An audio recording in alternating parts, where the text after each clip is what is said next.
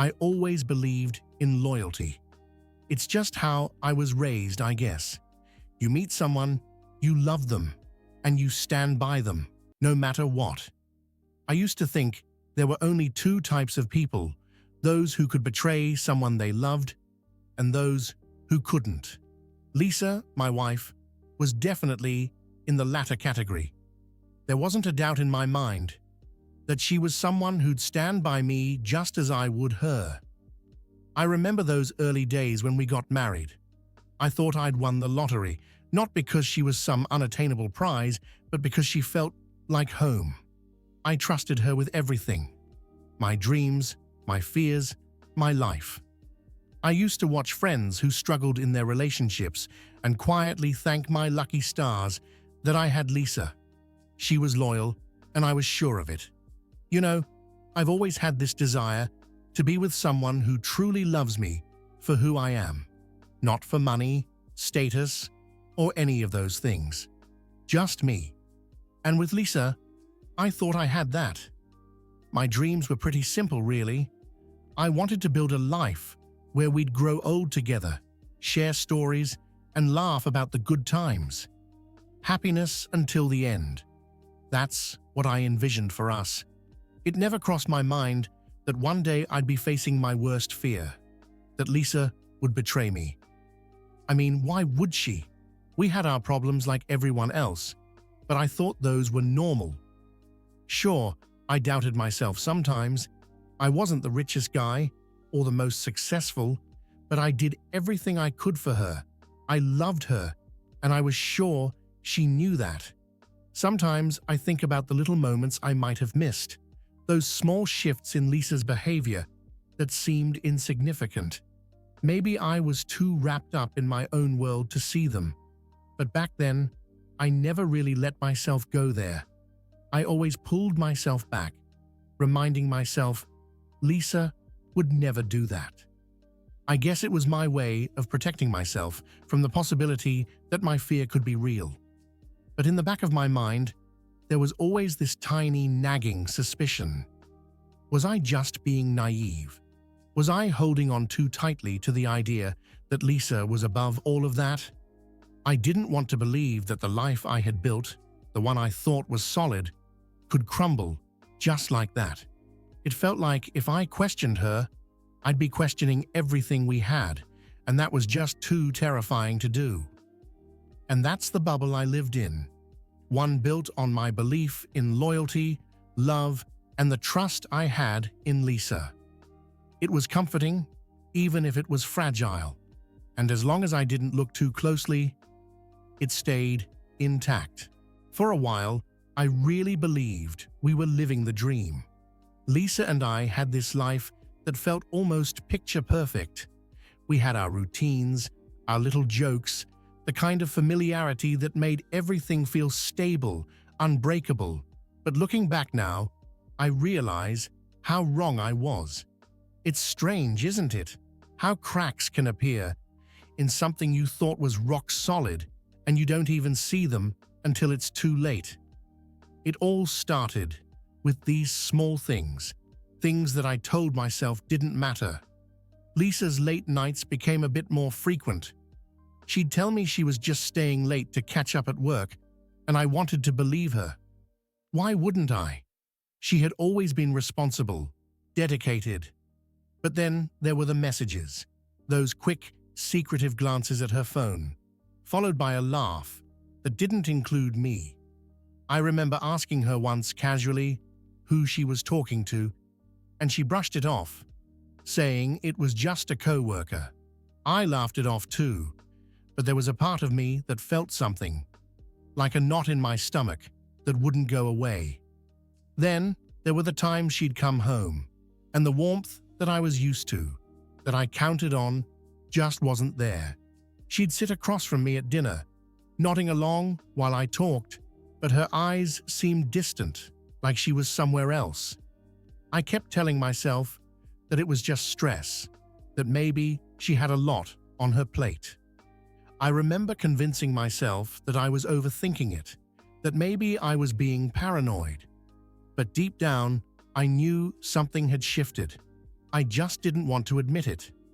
One night she came home later than usual, and there was this moment. It's burned into my memory. She walked in, and when I asked how her day was, she hesitated. It was only a second, but that hesitation spoke volumes. It was like she was trying to decide what version of the truth to tell me. She quickly recovered, gave me the usual "it was fine, just busy" line, but the damage was already done. That hesitation felt like a knife twisting in my gut, and I couldn't shake it. The worst part? It wasn't just the late nights or the distant looks. It was the way I felt, like I was slowly losing her, bit by bit.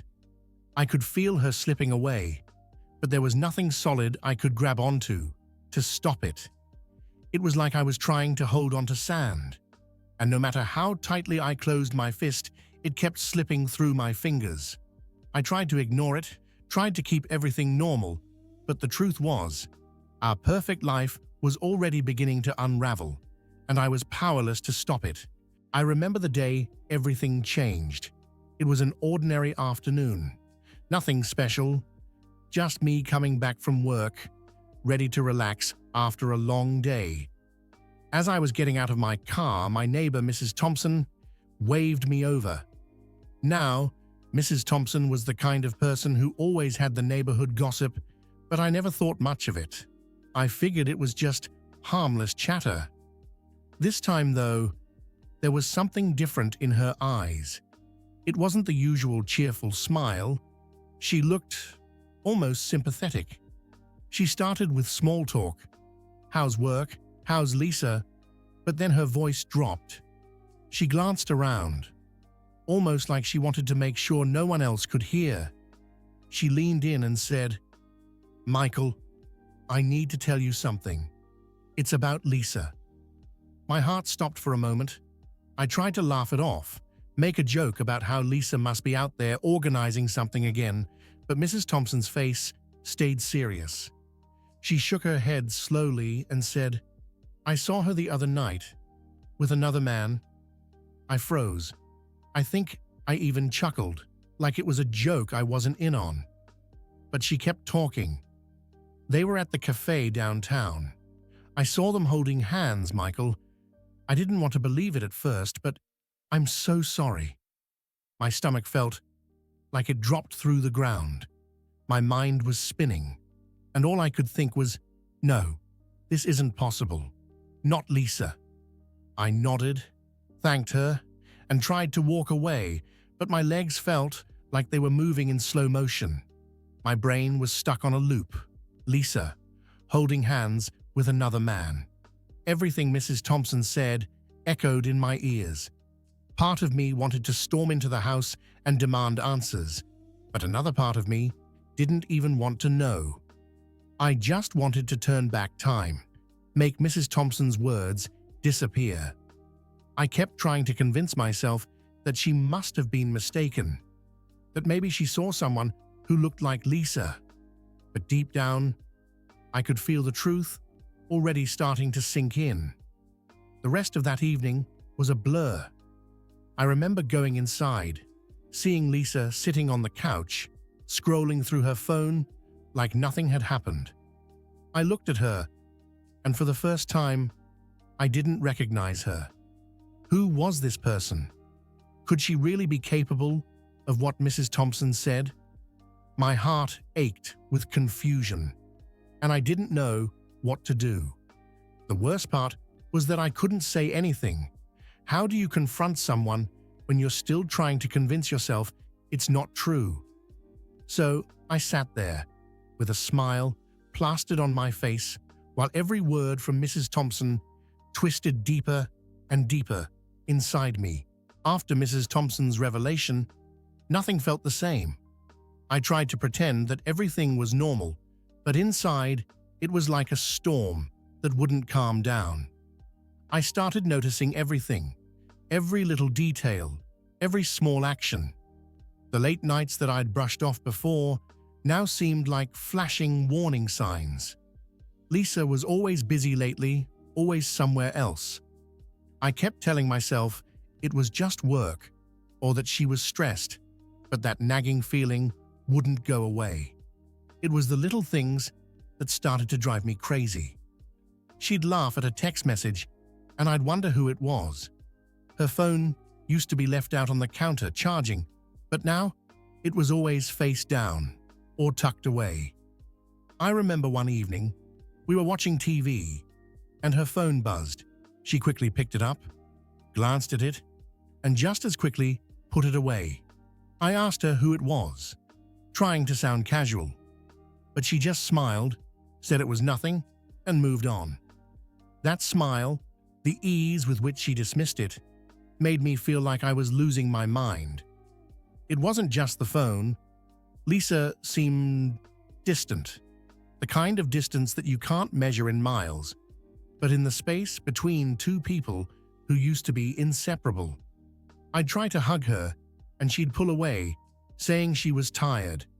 We'd have dinner, and the conversations felt hollow, like she was there physically, but her mind was somewhere else entirely. I started wondering, was she thinking about him?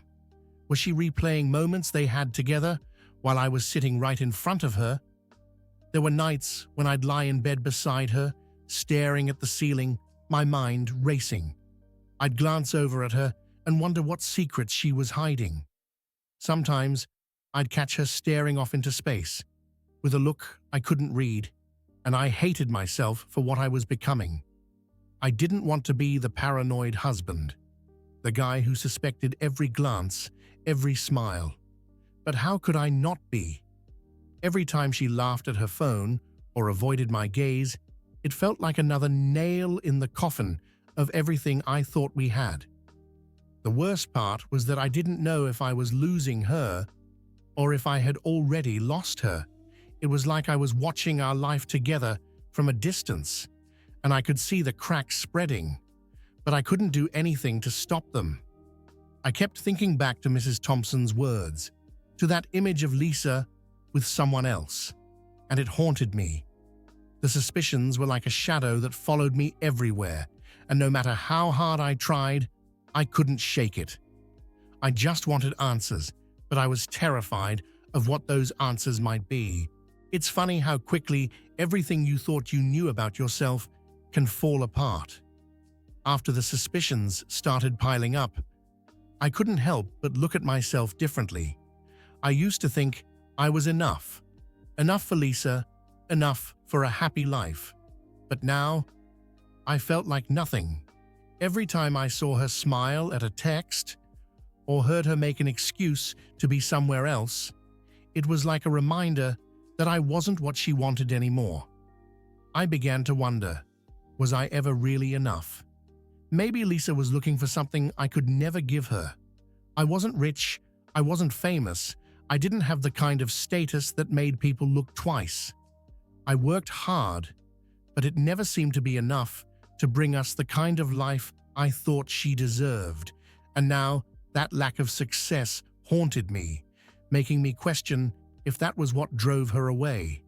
Maybe if I had been more successful, made more money, things would have been different. I'd catch glimpses of myself in the mirror, and all I saw was a man falling apart. The confidence I used to have, it felt like it had drained right out of me. I started replaying all the moments in our relationship, looking for the flaws, the times I must have disappointed her. There was a time when I believed I was doing my best, but now it seemed like my best was just a joke, a pathetic attempt that only ended in failure. I kept thinking back to my failures with women before Lisa. All the rejections, all the times I felt like I wasn't good enough, seemed to resurface with a vengeance.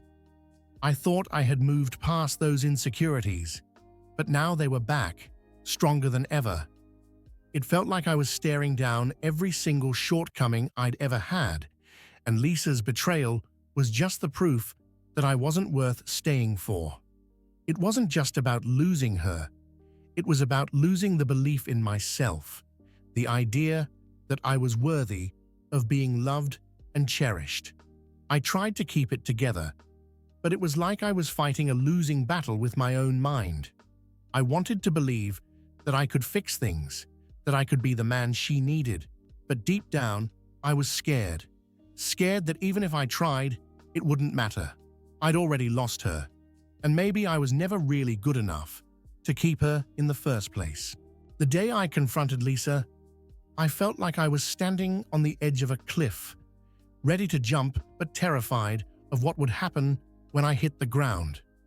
I had rehearsed the conversation in my head 100 times, going over every possible reaction, every word I might say.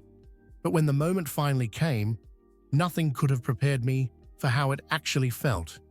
My hands were shaking, and my heart was pounding so hard, I thought she could probably hear it. I waited until we were both home, sitting in the living room. She was scrolling through her phone like she always did, and I just looked at her, trying to gather the courage to say it. I remember my voice coming out shaky, almost like a whisper, when I finally asked, "Lisa, is there something you need to tell me?" She looked up, her eyes narrowing for just a moment, and she tried to smile, brushing it off with a casual, "What do you mean?" I could feel my throat tightening as I tried to find the words. I know about the guy, the one you've been seeing." Her face changed then. Just for a split second, the smile faltered, and I saw something else, something that looked like fear or guilt. She tried to deny it at first, but her voice lacked the confidence it usually had, and I could tell she knew that I knew. Then it all came out, slowly, painfully, as I pressed her. She admitted to it. She talked about the guy, someone she met through work, and how it just happened. I remember sitting there, feeling my world unravel in front of me, as if everything I thought we had was turning to dust right in my hands. Lisa kept talking, trying to explain, saying things like, "I never meant for it to go this far," and "I still care about you." But none of it mattered. Each word felt like another knife twisting in my heart. I wanted to scream, to cry, to ask her why I wasn't enough, but instead, I just sat there, numb. I could hear her words, but they felt distant, like they were echoing from somewhere far away. All I could think was, this is it. This is really happening. The person I trusted most in this world had done the one thing I never imagined she could do. She'd broken us, and there was no going back. When she finally stopped talking, there was a silence that hung in the air between us. I looked at her, and I could see she was crying, but it didn't matter anymore. The tears didn't change anything. I realized in that moment that the Lisa I thought I knew, the one I loved and believed in, was gone. And all that was left was this stranger sitting in front of me, trying to justify what she had done. I stood up, unable to be in that room with her any longer, and walked away, feeling the weight of everything crash down on me. The truth had come out, and now I had to figure out what to do with it. After that confrontation, I felt like I was in a free fall, with no bottom in sight. The days that followed were a blur, one long, endless cycle of pain and confusion. I'd wake up every morning and for a split second forget what had happened. Then, like a sledgehammer, the memory would hit me. Lisa had cheated, and everything I thought we had was gone. It was like living the same nightmare over and over again, and I couldn't escape it. I'd see her around the house, and every glance felt like a knife in my chest. I couldn't look at her without feeling this overwhelming rush of anger and sadness. I wanted answers, but none of the answers she gave made me feel any better. It just happened. I never meant to hurt you. None of it helped. All I could think was how she chose someone else, how she gave pieces of herself to him that were supposed to be mine. The thought of them together It made me sick to my stomach. I could barely eat, barely sleep. The betrayal had taken over every part of me, like an unwelcome guest that I couldn't kick out. The nights were the worst. Lying in that bed we shared, staring at the ceiling, replaying every moment we had together, wondering where it all went wrong. I'd lie awake, wondering if she ever truly loved me, or if I was just a placeholder until something better came along. It felt like my heart had been ripped out, and in its place, there was just this heavy emptiness. Sometimes I wanted to scream, to break something, to do anything that might make the pain stop for just a moment. But I couldn't even do that. Instead, I just sat there, swallowed by the weight of everything I had lost. I tried to hide it from the people around me, tried to keep up appearances, but it was impossible. I could barely look at myself in the mirror, and when I did, all I saw was a shell of the man I used to be. I'd look into my own eyes, and I saw nothing. No hope, no spark, just exhaustion and hurt. I had never felt more alone in my life. The one person I trusted more than anyone had broken me, and there was no going back. It wasn't just losing Lisa. It was losing everything I thought we were, everything I thought we would be. My dreams, my future, it all felt like it had been stolen from me, and I was left standing in the wreckage, trying to pick up the pieces, not even knowing where to start. The days after the truth came out were filled with questions that had no easy answers. Part of me wanted to hold on, to find a way to make things work, to fix what was broken. I loved Lisa. That hadn't changed, even after everything she'd done. But the other part of me, the part that kept growing louder, knew that staying would mean living with the constant reminder of her betrayal. It felt like I was at war with myself, torn between the love I still had for her and the pain she had caused. There were moments when I'd convince myself that maybe we could get through this. I'd remember the good times, the way she used to smile at me, the nights we'd spend talking until the early hours, the dreams we had shared. I'd tell myself that maybe, if we tried hard enough, we could find a way back to that. But then, the anger would hit me. The memory of her with someone else. The lies, the way she looked me in the eyes and lied to my face. How could I ever trust her again? How could I ever look at her without seeing the person who shattered my heart? I'd look at Lisa and she'd seem so sincere, so desperate to make things right. She'd cry, she'd apologize, she'd promise to do whatever it took. And for a moment, I'd feel myself wavering, wanting to believe her, wanting to believe that we could rebuild. But deep down, I knew it would never be the same. The trust was gone, and without trust, what did we really have? Every time she left the room, every time she picked up her phone, I'd wonder, I'd question, and I knew that would never go away. It wasn't just about her, it was about me too. I realized that if I stayed, I'd be giving up a part of myself. I'd be sacrificing my own self-respect, my own sense of worth. I'd be telling myself that it was okay to be treated like this, that I didn't deserve more. And I knew that wasn't true. I deserved someone who wouldn't betray me, someone who would choose me every single day without hesitation. Staying with Lisa would mean living in the shadow of her betrayal, and I couldn't do that, not to myself. In the end, I knew what I had to do. It wasn't an easy decision. It was the hardest choice I've ever had to make. But I knew that leaving was the only way I could begin to heal, the only way I could find a way forward. So, I told Lisa. I told her that I couldn't stay, that I couldn't live with what she had done. She cried, she begged, but I stood firm.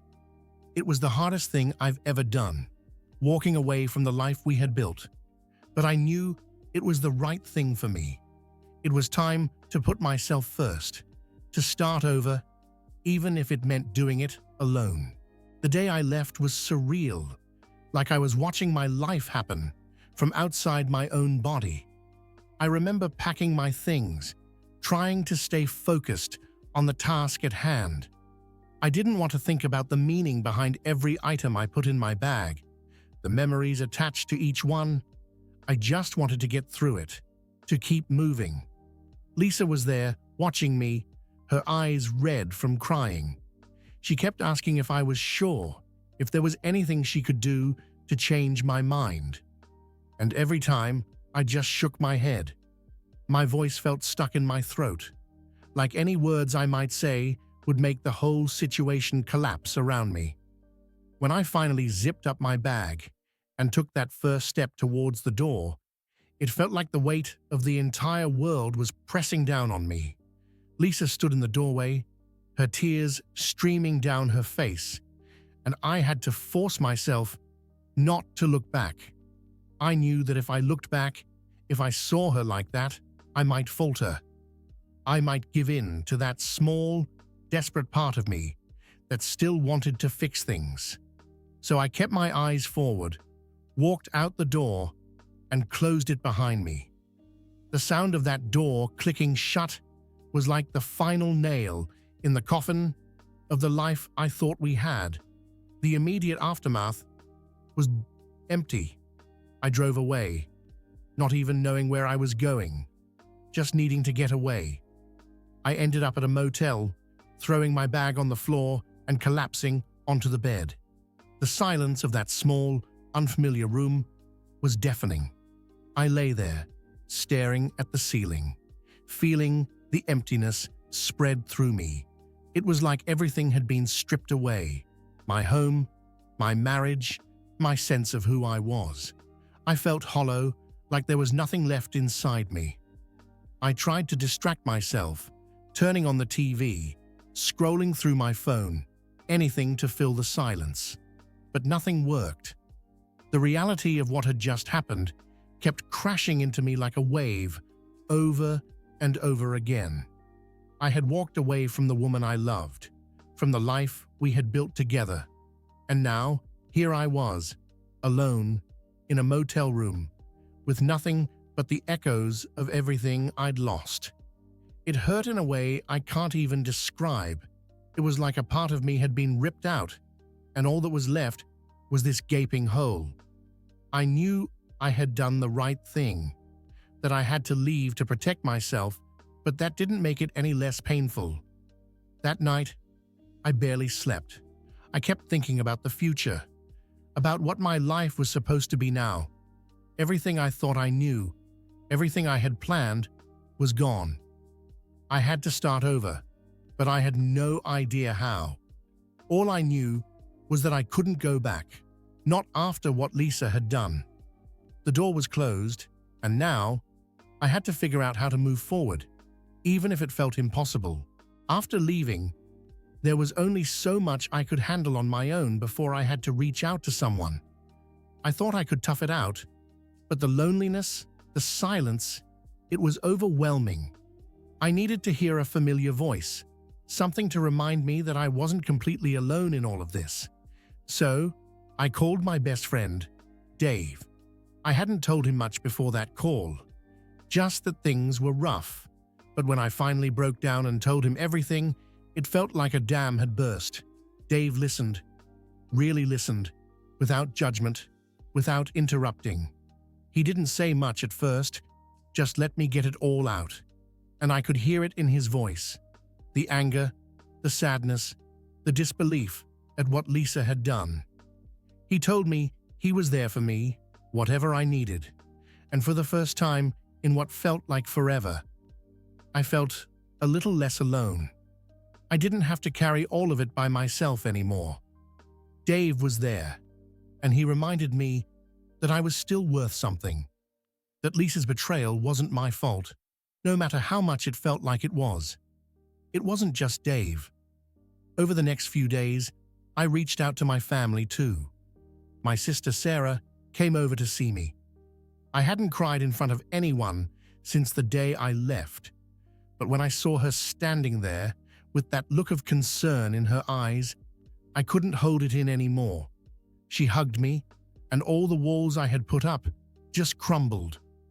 I cried like a kid, and she held me, telling me it was okay, that I was going to be okay. It wasn't about fixing anything or giving me advice. It was just about being there, and that was exactly what I needed. There were moments when I felt embarrassed, like I was failing, because I needed help. But every time I talked to Dave, or Sarah, or my mom, who called me every night just to check in, I realized that there was strength in letting people in. I didn't have to do it alone. The people who loved me were there, and they reminded me that I still had a life beyond Lisa, that there were still people who cared about me, even when I felt like I was at my lowest. It wasn't easy.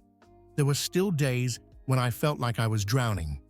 But knowing that I could call Dave or go see Sarah made it a little more bearable.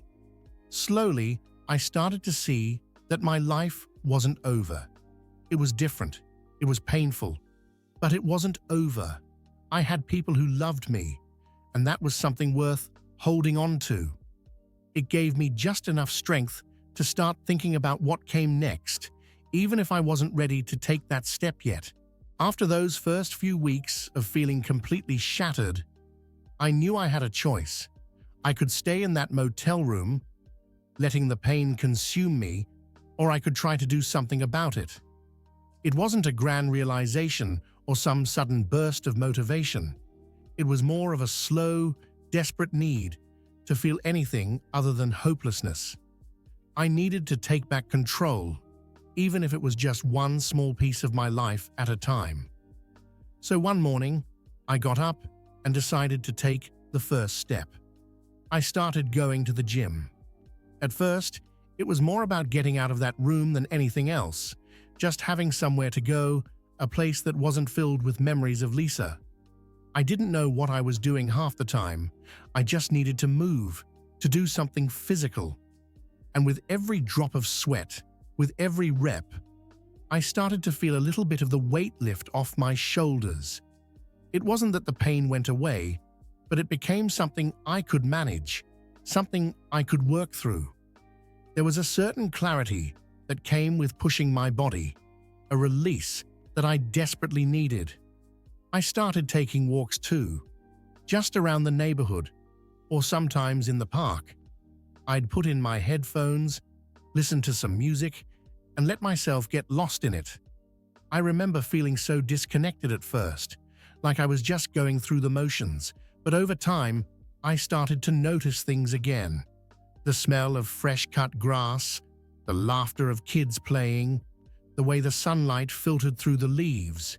It was small, but it was something, and it made me feel alive in a way I hadn't since I found out about Lisa. The more I forced myself out of my comfort zone, the more I realized that I was still capable of growth. I started reading again, books that I'd always meant to get to, but never had the time for.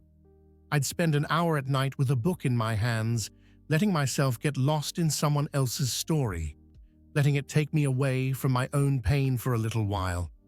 It wasn't much, but it was a step toward rebuilding who I was, away from the wreckage of my marriage. And through it all, I could feel myself changing. The pain was still there, but I was learning how to live with it, how to use it as fuel rather than letting it consume me. I was starting to see that maybe, just maybe, I could come out of this stronger than I was before. I wasn't the same person I used to be, and maybe that was okay. I was finding a strength within myself that I didn't know existed, a resilience that I could hold on to, even on the darkest days. And that strength, that feeling of taking my life back piece by piece, was the start of something new, something better. I had been going to the gym regularly for a few weeks when I first noticed her. It wasn't anything dramatic or out of the ordinary, just a smile. I was on the treadmill, lost in my own thoughts, when I caught her eye. She smiled at me, and I did my best to return it, though I'm sure it came off as half-hearted. I was still weighed down by everything, still trying to piece myself back together, but there was something about that simple gesture that made a difference. The next time I saw her, it was at the weight rack. I was struggling through a set, sweat dripping down my face, when she walked over and made a joke about how the gym should pay us for all the hard work we were putting in. I laughed, really laughed, for the first time in what felt like forever. It was like a crack of light breaking through the darkness I had been living in. Her name was Anna, and from that moment on, we started talking more often whenever we crossed paths. It wasn't anything big, just casual conversations between sets or a quick exchange at the water fountain. But those moments started to mean something to me. It wasn't about forgetting Lisa or pretending the pain wasn't there. It was about feeling something new, something that wasn't sadness or anger or emptiness. Anna was kind. She didn't pry, didn't ask why I always seemed a little tired or why my smiles never quite reached my eyes. She was just there, and her presence was a reminder that maybe there was more out there for me. One day, she asked if I wanted to join her for a smoothie after our workout. My first instinct was to say no. I wasn't ready, wasn't looking for anything. But something inside me told me to say yes, to just let myself enjoy a moment that wasn't defined by my past. We sat at a small table, talking about nothing in particular: work, movies, the best and worst exercises at the gym.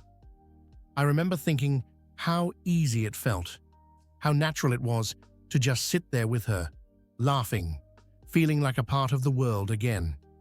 I wasn't in love, not yet, but there was something in me that felt different, something that felt like hope.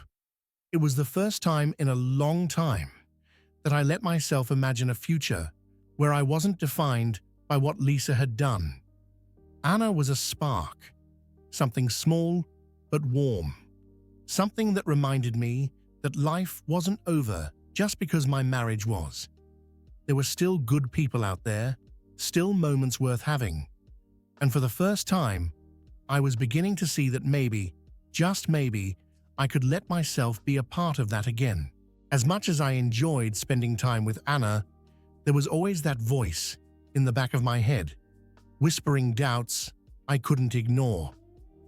I wanted to trust her, to believe that this was something real, something pure. But every time I felt myself getting close, that same fear would wrap itself around my heart and pull me back. It was like a wall I couldn't get past, a barrier between me and the possibility of happiness. The betrayal with Lisa had left scars that I wasn't sure would ever fully heal. Whenever I'd start to let my guard down with Anna, memories of Lisa's lies would rush back in. I'd remember the way Lisa smiled at me, the way she'd reassure me, and how it was all just a mask hiding what was really going on behind my back. I couldn't help but wonder, what if Anna was the same? What if this was just another illusion, waiting to shatter the moment I let myself believe in it? There were moments when Anna would say something sweet, and my first instinct was to question it, to wonder if there was some hidden meaning behind her words. When she'd message me just to ask how my day was, instead of being happy, I'd find myself overthinking. Why was she asking? Did she mean it? It was exhausting, and I hated that I was becoming the kind of person who couldn't just accept kindness without questioning it. But after what had happened, I couldn't help it. Trust had become something fragile, something that felt impossible to rebuild. Anna seemed to sense it. She never pushed, never demanded more from me than I was ready to give. It was like she understood that I was still trying to find my way through the darkness, and that meant everything to me. Slowly, day by day, I started to let her in. It wasn't easy. Every time I let myself feel close to her, there was that fear that I'd get hurt again. But Anna's patience, her consistency, started to chip away at that wall. She showed me, in small, gentle ways, that not everyone was like Lisa, that there were people out there who genuinely cared. One evening, as we sat on a park bench after a long walk, Anna looked at me and said, "I'm not here to rush you, Michael. I just want to be here, with you, wherever this goes." Her words took me by surprise. They weren't grand or overly emotional. They were just honest. And in that moment, I realized that maybe trust wasn't something I had to force. Maybe it was something that would come in its own time, as long as I kept taking those small steps forward. I wasn't fully there yet. I still had my doubts, my moments of fear. But with Anna, I was learning that trust wasn't about being certain. It was about choosing to take the risk, even when you weren't sure of the outcome. And for the first time since Lisa, I was willing to try, to take a chance, even if it scared me. Because with Anna, I saw the possibility of something good, something worth fighting through the fear for. There came a point where I realized that if I wanted any chance at real happiness, I had to let go of what happened with Lisa. It wasn't easy. The past had become a part of who I was, shaping every decision, every fear. But holding on to it was like holding onto a rope that was burning my hands, painful and pointless. I had to find a way to move forward, to stop letting Lisa's betrayal define me. One weekend, I decided it was time to do something I'd been avoiding for months. I went back to the house, our old house.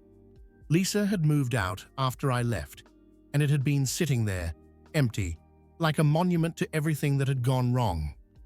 I knew there were still things of mine there, pieces of our life together that I hadn't had the strength to face until now. Walking through those rooms, I felt a strange mix of emotions: anger, sadness, even nostalgia. I touched the walls, looked at the photos we used to hang, and it hit me just how much I had lost. But I also realized that these memories didn't have to control me anymore. I started packing up what was left. Some old clothes, a few books, mementos from vacations we took. There were things I found that brought tears to my eyes. A picture of us smiling at the beach, a note she had written me during the early days of our relationship. For a moment, I wanted to hold on to them, to cling to the happy memories as proof that it wasn't all bad. But then, I realized that holding on to those things was keeping me tethered to a past that no longer existed. So, I took a deep breath, and I let them go. I threw out the pictures, the notes, everything that had kept me tied to that version of my life. It was painful, like ripping off a bandage, but it also felt like I was finally setting myself free. Back at my new place, I decided to create something different, something that was just for me. I rearranged my apartment, bought a few new pieces of furniture, made it my own. It was simple, but it felt like a fresh start, a chance to build a new life that wasn't haunted by what had happened. I even started journaling, something I never thought I'd do. I'd write down my thoughts, my fears, my hopes, and somehow putting it all on paper made it feel less heavy. It was a way of processing everything, of letting it out, rather than keeping it locked inside. Letting go of Lisa wasn't something that happened all at once. It was a slow process, with moments of doubt and setbacks along the way. There were still nights when I'd think about her, about what we had, and feel the sting of loss. But those moments became less frequent, and eventually they stopped defining me. I started to see that the past was just that, the past. It didn't have to dictate my future. I could let go, not because it didn't matter, but because it no longer had the power to control my happiness. And as I let go, I began to make space for something new, something better, something that was truly my own. As the months passed, Anna and I started spending more time together, and what began as casual gym chats slowly grew into something deeper. It wasn't a grand romance at first, and honestly, that's exactly what I needed. It was real, it was gradual, and it was built on a foundation of honesty. With Anna, I didn't have to pretend. I could be myself, flaws and all. She never tried to rush me, never pushed me to move faster than I was ready for, and that meant everything to me. There was a moment when I knew things were different with her, when I knew that maybe, just maybe, I could allow myself to love again. We were sitting on my couch, watching some silly movie, the kind that makes you laugh at how bad it is.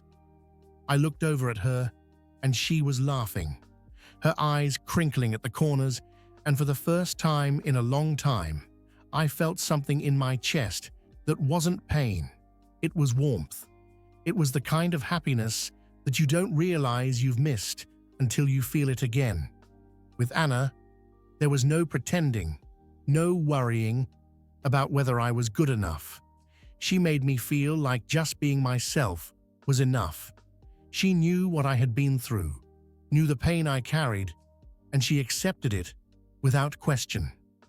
There were no conditions, no judgments. I remember one evening when I finally opened up to her about everything, about Lisa, about the betrayal, about how it had torn me apart. I expected her to look at me differently, maybe with pity or even concern, but instead she just listened, took my hand and said, "You're stronger than you realize, Michael." Those words stuck with me. They weren't dramatic or over the top. They were just true, and they reminded me that what I had been through didn't have to define me. Anna wasn't trying to fix me, she was just there, by my side, and that made all the difference. Slowly, I found myself opening up more, letting myself dream again. We started making plans together, small things like going hiking on the weekends or taking a day trip to the coast. And for the first time since everything had fallen apart, I felt excited about the future. I wasn't just surviving anymore. I was living, and I was happy. The laughter, the shared moments, the quiet times where we'd just sit together, not needing to say anything. It was everything I had forgotten I wanted. Anna helped me see that the betrayal I had suffered didn't mean I was broken beyond repair. I could still love, still be loved, and find joy in the simple, beautiful moments of life. And in those moments with her, I realized that maybe Lisa had done me a favor. She had shown me what I didn't want, what I didn't deserve, and that had led me to Anna, to someone who truly cared, who saw me for who I was, and chose me anyway. It wasn't the life I had planned, but it was a life that was real, full of laughter, trust, and a love that was genuine. With Anna, I found the happiness I thought I'd lost forever, and for that, I would always be grateful. Sitting here now, looking back on everything I've been through, it feels almost like a different life. There were moments during all of it when I didn't think I'd make it to the other side, when the pain felt too heavy and the future too bleak. But now, after everything, I can see that those moments, those darkest days, were what led me here. They taught me things I never thought I'd learn about myself. They showed me a strength I didn't know I had, a resilience that only revealed itself when I had no other choice but to keep going. I think about Lisa sometimes, not with anger or sadness anymore, but with acceptance. What happened between us was devastating, and it broke me in ways I wouldn't wish on anyone. But in the end, It set me free. It forced me to confront parts of myself I'd ignored for too long. My fears, my insecurities, my doubts. It was through facing those that I was able to let go, to move on, and to find something better. If there's one thing I've learned, it's that the past doesn't define who we are. It shapes us, yes, but it's up to us how we let it shape the rest of our journey. And then there's Anna. Meeting her was like finding a light in the darkness I thought would never end.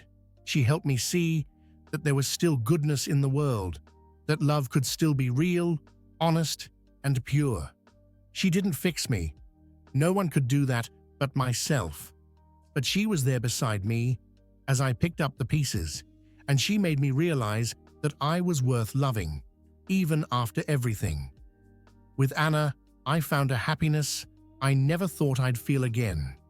A happiness that was grounded not in illusions, but in truth. I used to think that love was about finding someone and holding on, no matter what.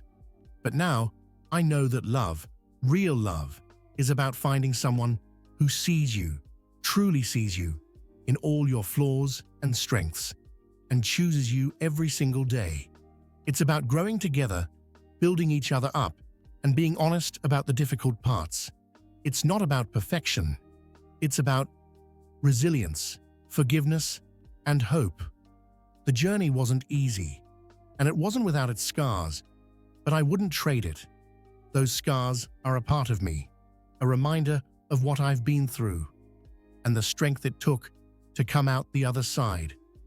I'm not the same person I was before, and that's okay. I'm stronger now, more aware of what I need, of what I deserve. Life has a way of surprising you, of taking everything you thought you knew and turning it on its head. But if there's one thing I know now, it's that even after the worst storms, there's still the chance for something beautiful to grow. And with Anna by my side, I feel like I'm finally on the path to the life I've always wanted, one built on truth, trust, and a love that's real.